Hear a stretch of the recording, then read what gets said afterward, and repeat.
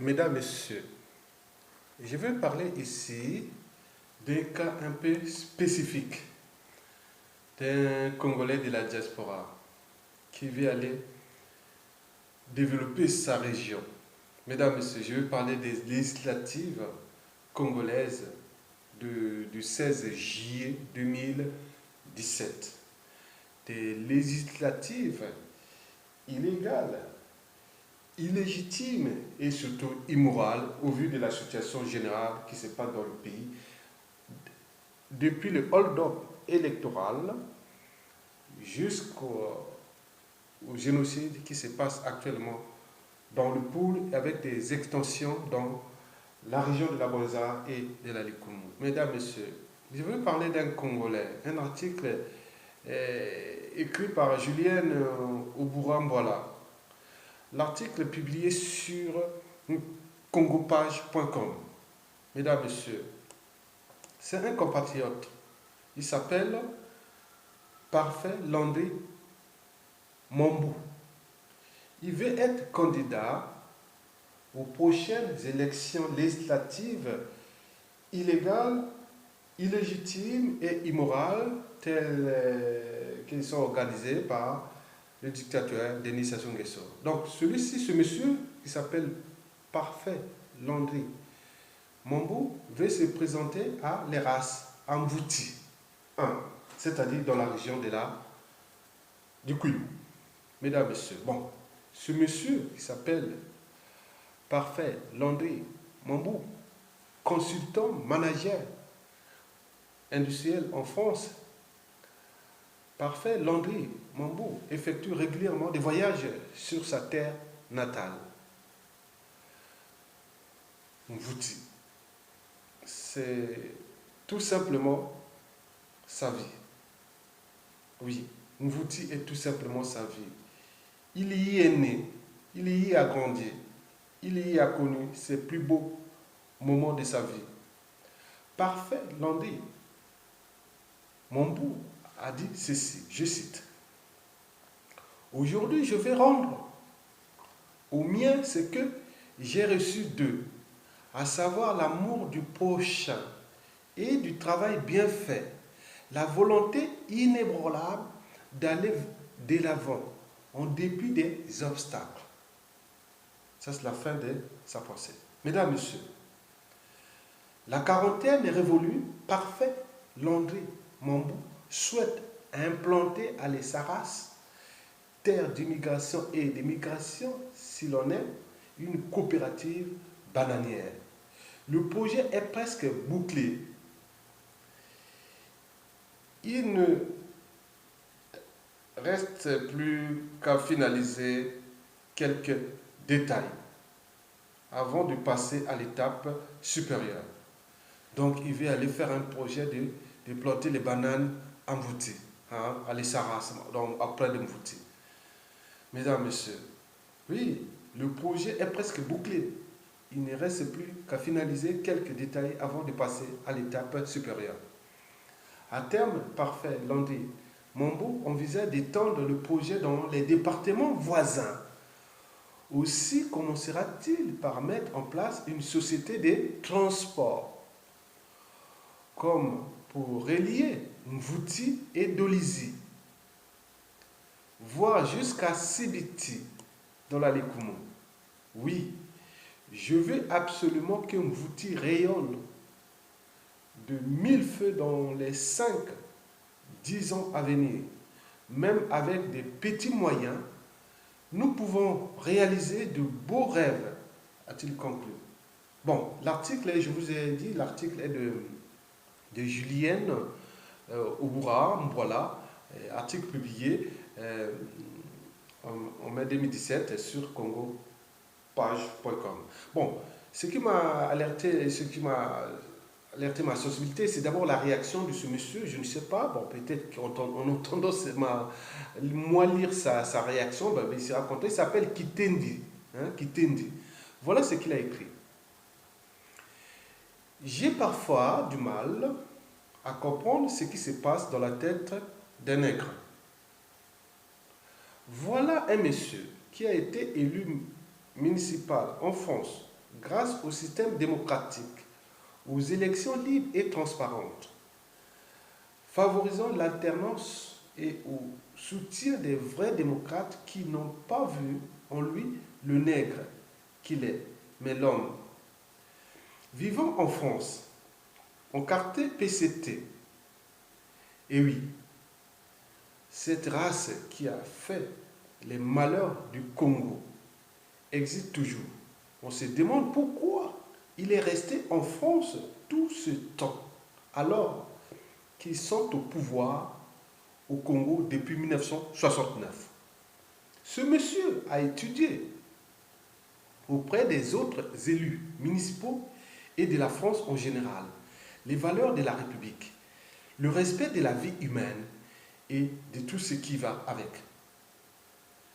J'aimerais qu'il nous explique les valeurs qui sont les siennes pour aller se présenter aux élections législatives au Congo, comme si de rien n'était, alors que dans le département du Poul, des enfants, des femmes, des vieillards, des hommes sont tués, des déplacés et meurent de faim, en grande partie à cause de l'idéologie sectaire de son parti. Comment peut-on battre campagne dans un pays où une région est à feu et à sang, sans le moindre recul?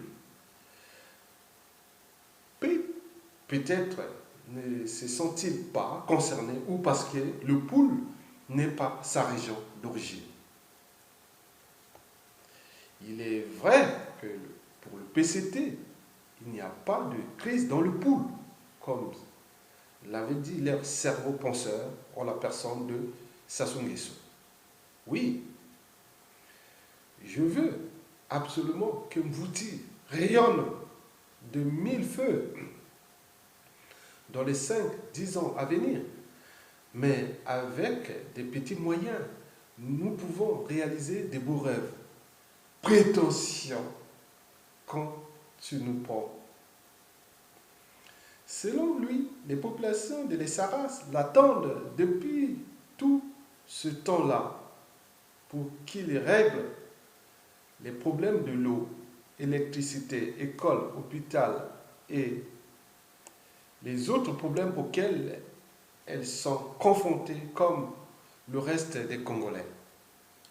Lui, en 5 ou 10 ans, va faire ce que leur PCT et son chemin de sans avenir n'a pu faire pendant près de 50 ans. En tant qu'élu français qu'il a fait pour les siens. Oui, en tant qu'élu français, qu'a-t-il fait pour les siens? Donc, de grâce, arrêtez de parler des pauvres populations dont vous vous fichiez complètement. Vous voulez juste aller utiliser vos origines pour faire nommer comme tous les autres et aller vous pavaner à Brazzaville avec l'argent public et le macaron honorable de mon cul. Alors, chère Julienne Obura Mbwala, sauf votre respect, ne donnez pas des tribunes à ce genre de compatriotes égoïstes et irresponsables. Qu'ils fassent leur business en silence et hors des médias accessibles à tous. Eux, ils ont télé foufou. Bon, voilà sa réaction. Bon, mesdames, messieurs, bon, pour ma part, moi, j'ai été sorcier. Pour moi, je dis quand même que, vous savez que depuis l'esclavage, puis passant par la colonisation, et aussi aujourd'hui le néocolonialisme, qui est aujourd'hui entretenu par 90% des élites africaines d'ailleurs, on le voit déjà par ses comportements. C'est nous-mêmes qui entretenons le néocolonialisme. La question que la plupart des Blancs se posaient déjà aux nègres depuis la rue, est-ce que les Noirs ou les nègres ont une âme? Est-ce qu'ils ont une conscience? La raison d'ailleurs.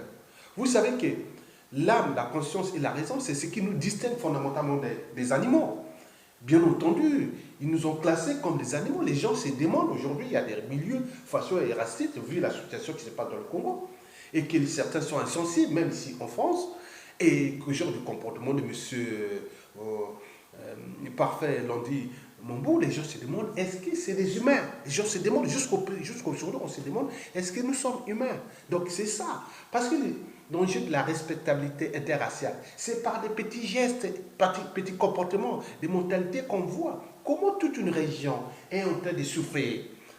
Bon, et on est en train de tuer les gens là-bas. On parle de 10 000 morts, de plus de 30 000 déplacés, 300 villages à feu à sang. Et les gens de la mer totale, et le conflit s'étend sur les régions voisines, c'est-à-dire la Bouenza et la Lukumu. Et vous êtes là quelque part parce que vous êtes originaire du Kwilu, c'est Marie-Antoinette Timota. Bon, bien sûr, on peut ne pas comprendre, mais vous savez que votre région livre 80% des ressources du pays. Regardez comment elle se trouve aujourd'hui, dans quelles conditions. Donc, les Blancs, tu nous demandais aujourd'hui, est-ce que nous sommes humains? On a eu un hold-up électoral, et comme si rien n'était. Donc ici en France, Macron est arrivé au pouvoir, on n'a pas fait un hold-up électoral contre Macron, ou même ailleurs en Europe, jamais.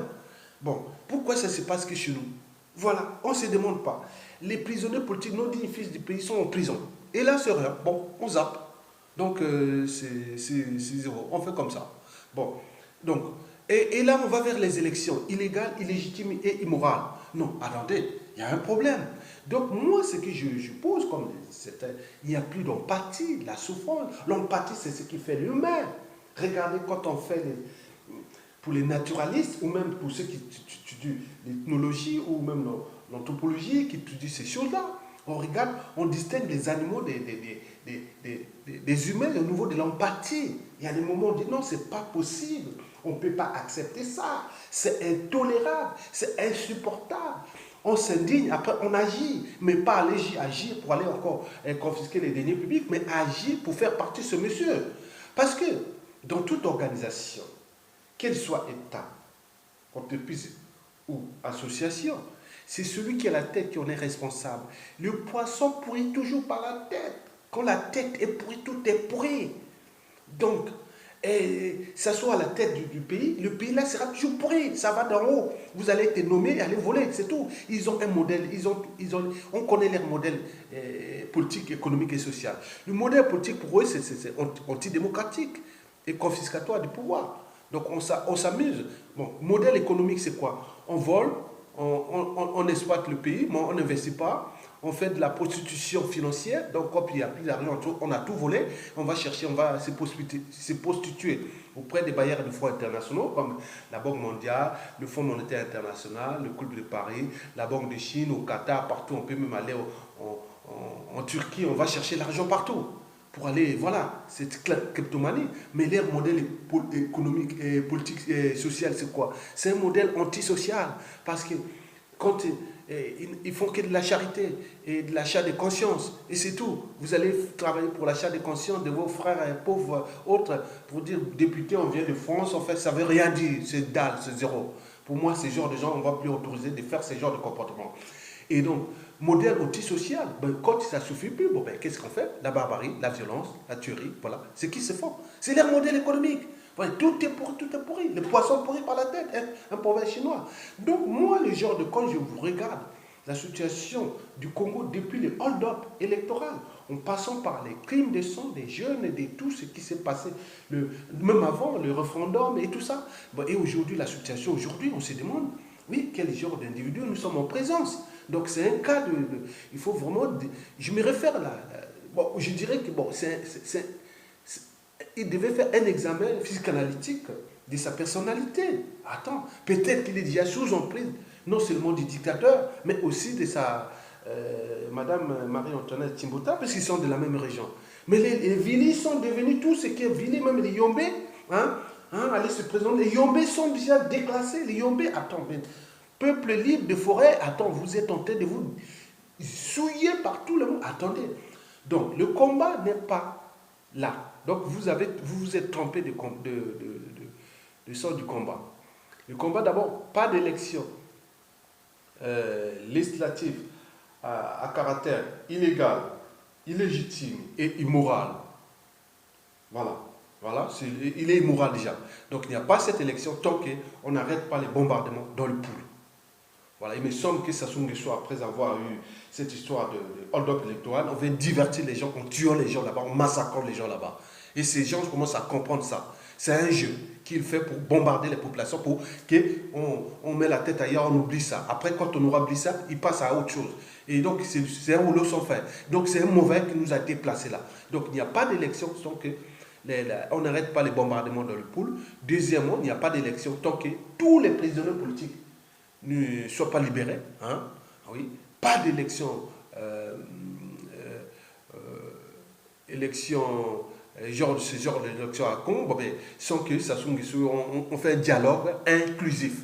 Pour on lui dit, bon, dans 2-3 mois, et tu dégages quoi. Tu vois, on veut que dans 2 mois, on peut te donner, on peut te prendre. Mais dans les cas, on sait qu'il ne le fera pas parce qu'il est rentré dans l'entonnoir. C'est quelqu'un qui veut mourir au pouvoir. Il fait la diversion avec tous les moyens de l'État dont il dispose pour acheter les consciences des uns et des autres, dont c'est ce fameux monsieur et d'autres qui sont dans la diaspora ici.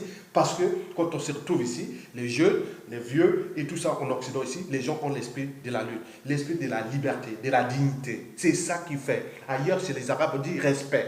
Chaque fois, les Arabes respectent. Et c'est ces peuples qui ont ça, c'est dans le sang. Parce que la dignité, la liberté, parfois, c'est dans le sang. Il me semble qu'il y a des individus prédisposés à la dignité, à la soumission, oui, à la servitude volontaire, mais d'autres non. Et ça, c'est là. Nous, en Afrique, on a constaté ça depuis l'esclavage jusqu'à nos jours. Donc, nous sommes de ces lignées positives qu'on doit se battre. Donc, seule la lutte libère. Il ne faut pas vous laisser divertir par ce genre de comportement. Et je demande d'ailleurs à congopage.com, un site que je partage bien et que je lis tous les jours, d'arrêter de diffuser ce genre d'individus sur des pages qui se respectent. Même il y a certains sites internet de la résistance qui sont aujourd'hui déclassés par ce genre de prédisposition liée à la soumission, à la collaboration, alors qu'il y a des esprits du nord, du sud, de l'est qui combattent ce régime parce qu'il y a un problème d'image. Image d'abord individuelle, aussi collective de notre pays. Et donc, il est déclassé, il est bas. Et nous sommes en train d'accompagner pour un mec qui n'est pas immortel. Nous sommes immortels. Pourquoi vous avez des enfants, petits-enfants? Peut-être demain, ils seront au Congo, ils seront dans 10, 20 ans, 30 ans, 40 ans. Mais ça ils seront encore là? Non, attendez.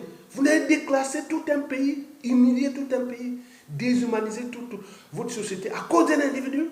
Et vous êtes là pour aller accompagner quoi? Moi, je vous dis parfait, Londi Mambo. Et comme d'autres parfaits. Quand la tête est pourrie, tout est pourri.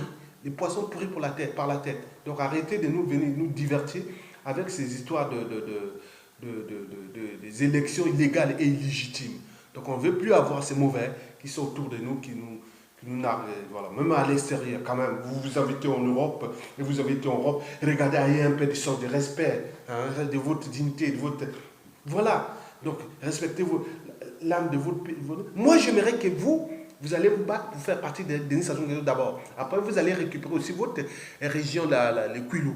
Et vous aurez tous ces ressources, tous les moyens pour investir dans votre pays. Parce que avec ce monsieur, vous n'aurez pas l'argent. Le pays est déjà en faillite, en mort clinique, surendetté. Et vous allez faire quoi? Il est en train de foutre là. D'ailleurs, il faut voir. Vous parlez des bananiers ou autres. Vous avez ça, les bananes Cameroun, l'Amérique latine, on produit plus que ça. Hein. Si c'est pour manger à l'échelle régionale, ok, peut-être ça, mais qu'est-ce que vous allez faire un projet, développer le pays avec ça? Donc, il faut que vous puissiez vous battre d'abord pour votre région et votre pays. Parce que, une fois récupéré votre région et votre pays, et vous pouvez faire ce projet. Regardez là, vous connaissez que les problèmes du Kwilu, c'est la région la plus polluée. Je vous dis sincèrement, c'est la région, ils ont fui beaucoup de choses là-bas. Sans oublier les gaz issus de l'exploitation du pétrole et tout ça, les plages là, toute la côte de Pointe-Noire, là, tout est pollué, je vous dis. Et sans oublier les problèmes d'eau autour des sites d'exploitation de pétrole là. Donc vous êtes, ça soit en train de détruire votre région. Sans oublier Pointe-Noire. Regardez Pointe-Noire. Vous allez voir les bananes là où dans la poudrière de Pointe-Noire, la capitale économique ou petite ville pétrolière la plus sale au monde. Et vous allez faire quoi? Donc vous allez trouver dans une poubelle et vous allez développer dans une poubelle. Voilà, c'est ça. Arrêtez. Arrêtez de prendre les gens pour des cons. Mesdames, Messieurs, je vous remercie et à bientôt.